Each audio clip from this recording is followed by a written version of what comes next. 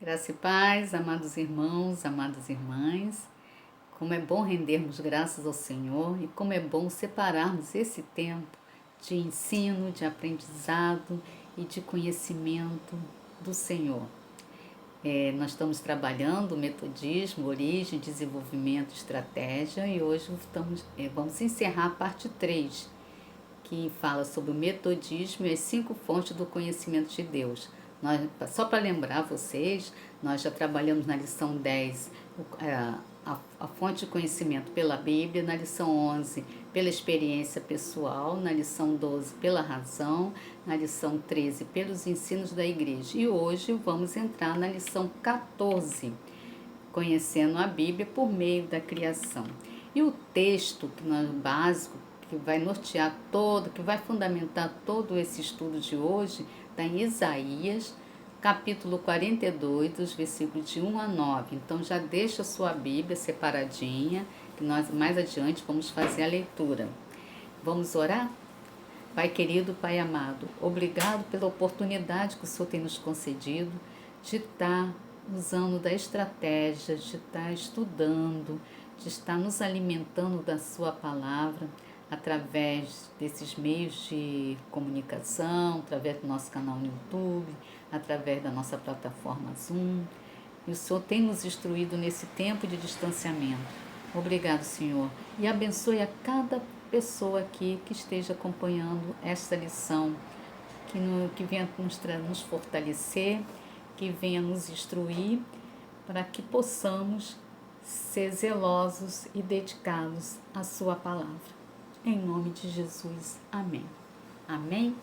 Então, como eu falei para vocês, estamos trabalhando, esse estudo do metodismo, que é uma obra da bispa Ideide Brito, que aborda a história do metodismo, destacando seus princípios, valores e fontes doutrinárias. Iniciamos com a apresentação da primeira parte, que falou dos 3 momentos que marcaram o surgimento do movimento metodista, relacionando-os com a Bíblia e a visão missionária do metodismo primitivo. Todos esses temas aqui abordados estão diretamente ligados ao Wesley e ao povo metodista, a dinâmica do equilíbrio, a questão da conexidade e ao tema atual, que é a disciplina. Estamos na parte das 5 fontes do conhecimento de Deus desenvolvida por John Wesley e os metodistas do século XVIII. Lembrando, o século XVIII foi quando começou a questão toda da Revolução Industrial. Então, como uma parte assim, de introdução a esta lição, quero pontuar algumas questões, pontuadas por a afirmativa de John Wesley. As escrituras, a experiência pessoal, a razão e os ensinos da igreja são fonte do conhecimento de Deus e da autoridade cristã. O Wesley acrescenta ainda outra fonte, a natureza, feita pelo Deus Criador. Nela, há a expressão veemente da presença e do poder de Deus. Nela, há um retrato da sabedoria divina e do cuidado amoroso de Deus. Nela há uma imagem da perfeição do poder divino do Senhor. Amém? E essas afirmativas que fundamentam esse estudo de Wesley, está em Isaías, capítulo 42, de 1 a 9, que vamos fazer a leitura agora. Pegou a sua Bíblia? Façamos a leitura então de Isaías 42, versículo de 1 a 9, que tem como título o servo do Senhor. Eis aqui o meu servo, a quem sustenho, o meu escolhido, em quem a minha alma se compraz. Pus sobre ele meu espírito, e ele promulgará o direito para os gentios. Não clamará, nem gritará, nem fará ouvir a sua voz na praça. Não esmagará a cana quebrada, nem apagará a torcida que fumega. Em verdade, promulgará o direito, não desanimará, nem se quebrará, até que ponha na terra o direito, e as terras do mar aguardarão a sua doutrina. Assim diz o Senhor. que criou os céus e os estendeu, formou a terra e a tudo quanto produz, que dá fôlego de vida ao povo que nela está e o espírito aos que andam nela. Eu, o Senhor, te chamei em justiça, tomar-te-ei pela mão e te guardarei, e te farei mediador da aliança com o povo e luz para os gentios, para abrires os olhos aos cegos, para tirares da prisão o cativo e do cárcere os que jazem em trevas. Eu sou o Senhor, este é o meu nome. A minha glória, pois, não a darei a outra, nem a minha honra às imagens de esculturas. Eis que as primeiras predições já se cumpriram, e novas coisas eu vos anuncio, e antes que sucedam eu vou-las farei ouvir. Amém. Palavras de esperança, palavras do Senhor, que está falando do servo que ele instituiu, que estaria nos dando essa autoridade. Emanuel, Deus conosco, nosso Jesus. Então, todo esse estudo de hoje está fundamentado neste versículo, onde o Wesley faz algumas declarações e nos trouxe aos dias atuais nas documentações da nossa igreja, que eu vou fazer um rápido resumo sobre essa documentação, que lembrando que dia 5, né, celebramos o Dia Mundial do Meio Ambiente. Nós estamos estou de verde, esperança, então uma palavra de esperança, de cuidado com a natureza. Então, e é importante lembrar que a igreja, no seu Plano Nacional Missionário de 2017 a 2021, esse documento você pode ver na íntegra, lá no site da sede nacional, você pode baixá-lo. Então é Plano Nacional Missionário 2017 a 2021, que estabelece com sua ênfase de número 5, implementar ações que envolvam a igreja no cuidado e preservação do meio ambiente. Como parte do desenvolvimento deste tópico, no ano de 2019 foi dedicado sobre refletir sobre o tema. O tema era Discípulos e Discípulas nos caminhos da missão cuidam do meio ambiente. Então, a perspectiva foi de gerar um espaço vital no qual a igreja pense, haja e se conscientize cada vez mais do teu papel da mordomia cristã, como cuidado com as coisas criadas por Deus e com a preservação do planeta como um todo. Então, nesse tempo, nós trabalhamos muito, né? Todos os ministérios da igreja trabalharam com o tema e até hoje estamos lutando, que não podemos parar. A questão de não desperdiçar, a questão de lixo descartáveis, né? De aproveitamento de material.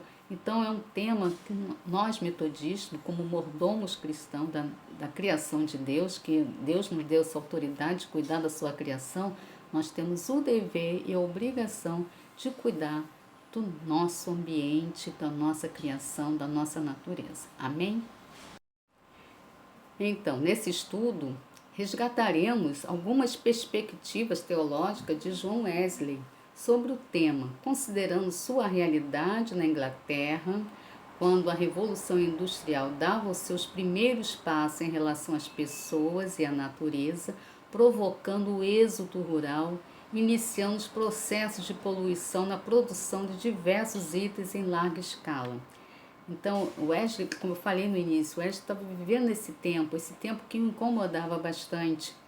Então, ele, através das escrituras, através dos ensinamentos e outros conhecimentos que ele adquiriu durante a sua vida, ele lutou, ele se aprofundou nesses estudos para ajudar, verificou que as pessoas estavam saindo na sua zona rural e indo para as indústrias. E aí começou todo o processo de poluição, que hoje está espalhado por todo o mundo. A gente tem acompanhado as queimadas, a destruição da floresta amazônica. Então, um tema super importante que nós, metodistas, temos obrigação e o compromisso e responsabilidade de lutar. Então, a palavra de Wesley a um amigo. Então, nessa lição, traz alguns trechos de uma carta enviada ao seu amigo e médico cristão Dr. Conius Middleton. Acho que falei certo, Middleton.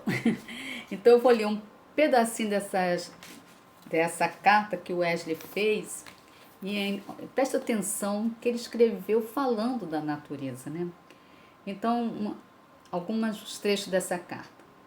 Contemplando o homem as coisas que o cercam, diz no pensamento: estas são as tuas obras gloriosas, ó Pai, o seu poder eterno, a sua sabedoria nas coisas visíveis, os céus, a terra, as aves no ar e os lírios do campo.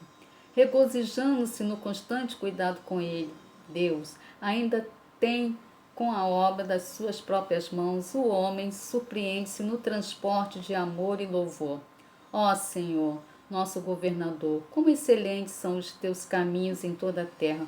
Ó, tu que puseste a tua glória acima dos céus. Enquanto o homem vê o Senhor assentado sobre o seu trono, governando por todas as coisas, enquanto ele observa a providência geral de Deus, abrangindo toda a sua criação, examina todos os seus efeitos nos céus e na terra, como um espectador contente enquanto ele vê a sabedoria e a bondade do seu governo presidindo todo o universo, como se fosse uma única pessoa, e vigiando a cada uma como se ela fosse todo o universo.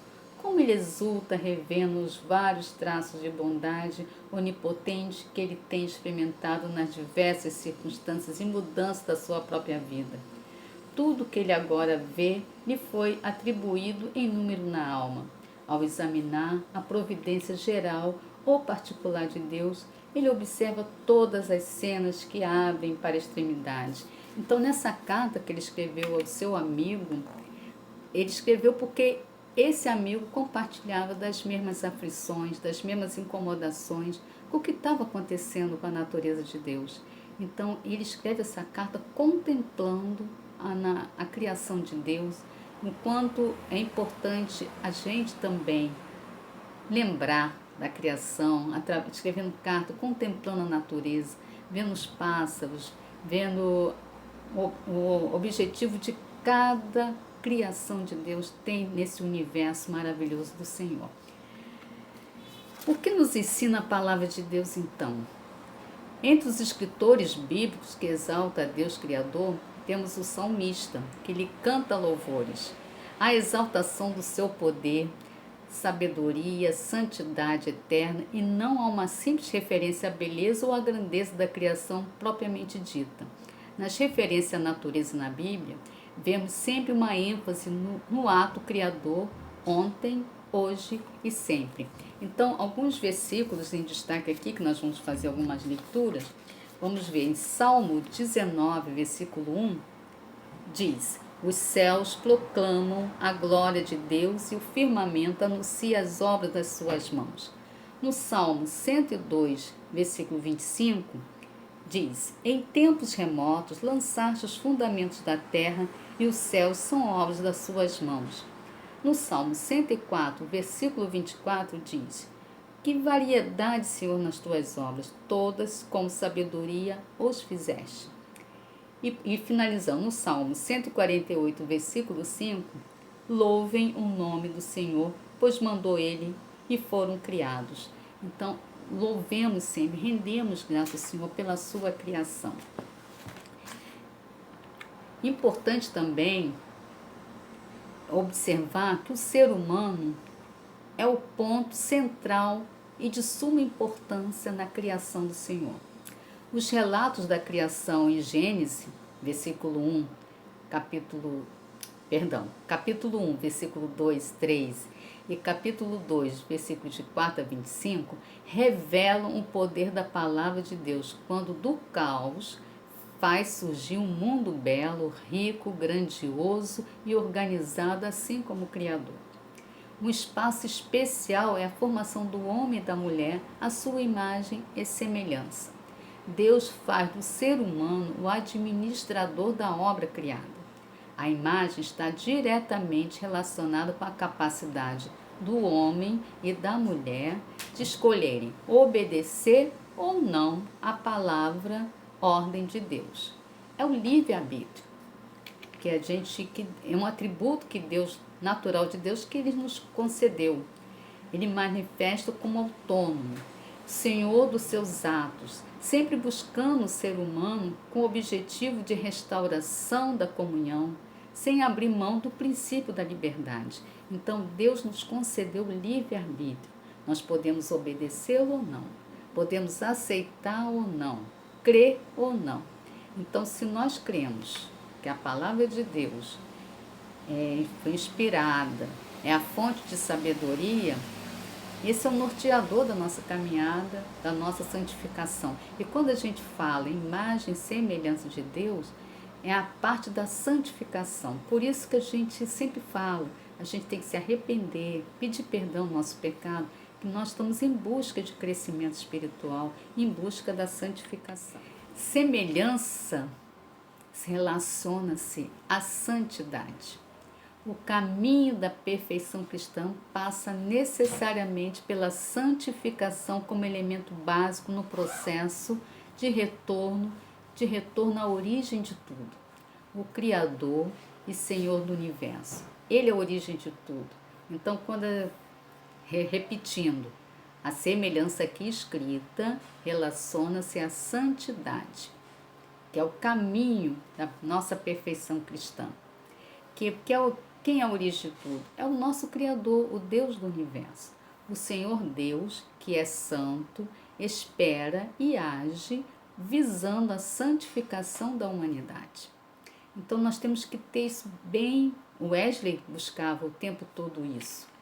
E através a exemplo de Wesley, e principalmente sermos imitadores de Cristo, é buscar a santificação, andar como Cristo andou.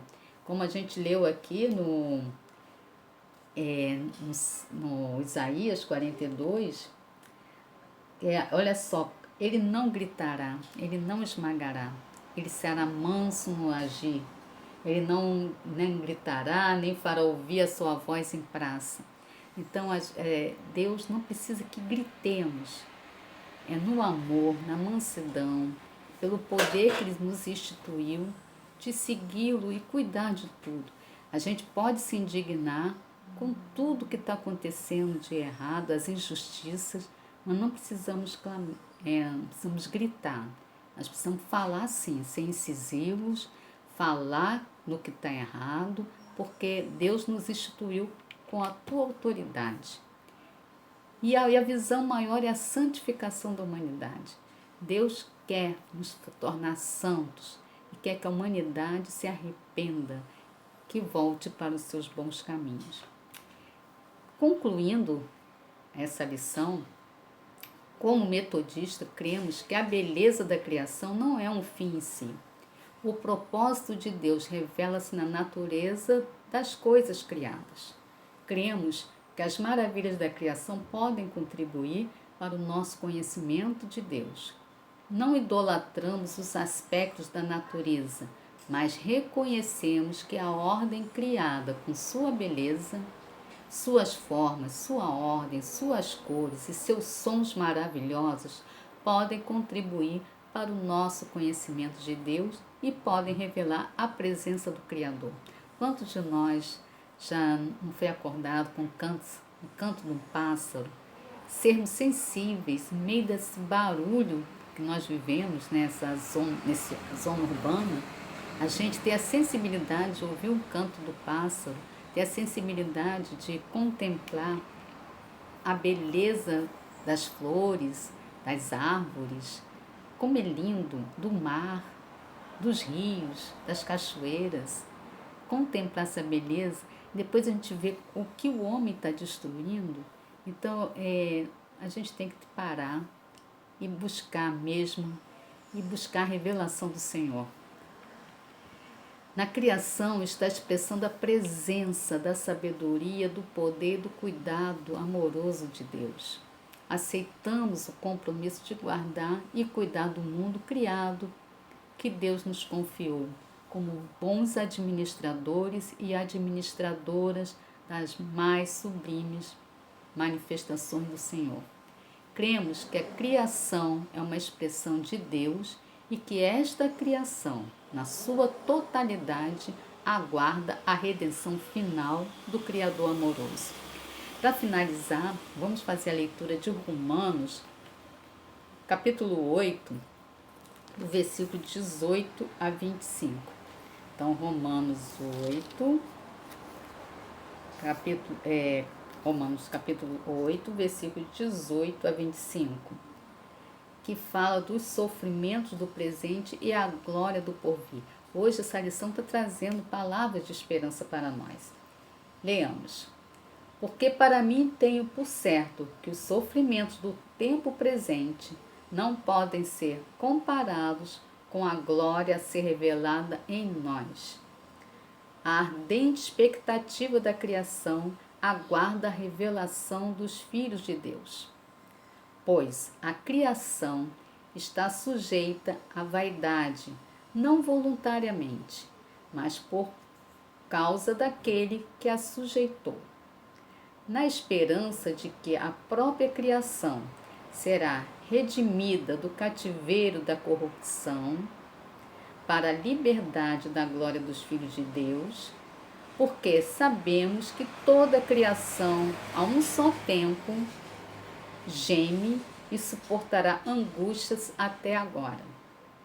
E não somente ela, mas também nós, que temos as primícias do Espírito, igualmente gememos em nosso íntimo, aguardando a adoção de filhos, a redenção do nosso corpo. Versículo 24.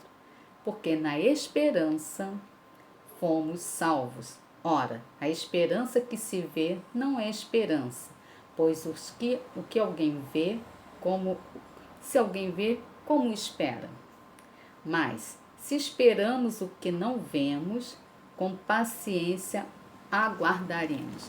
Então, meus amados irmãos, que essa lição de hoje nos traga esperança, esperançar, saber que tudo isso vai passar, que nós vamos ser resgatados desse tempo de tribulação, desse tempo de sofrimento.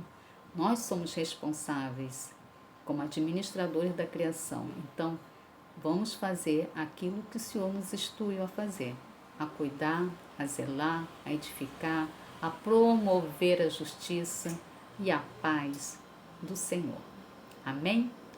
Então, foi muito bom estar essa lição encerrando essa parte do conhecimento de Deus pela sua criação. Vamos orar.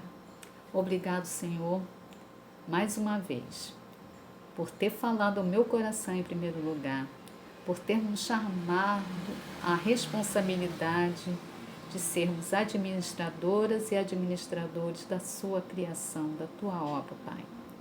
Que nasce em nosso coração essa esperança, tire todo o desânimo, venha nos fortalecer, venha nos renovar a cada manhã, Senhor, nos encorajando a prosseguir, a lutar pela justiça e a ser semelhantes a Ti, Pai, buscando sempre a santificação. Agradeço pela Sua misericórdia, pelo perdão dos nossos pecados, pois somos pecadores e carecemos da Tua misericórdia. Desde já te agradeço, em nome de Jesus. Amém, meus irmãos, e fiquem atentos a nossos encontros na plataforma Zoom Maturidade Cristã, todos os domingos às 9h30. Você é o nosso convidado. Até a próxima. Fiquem na paz.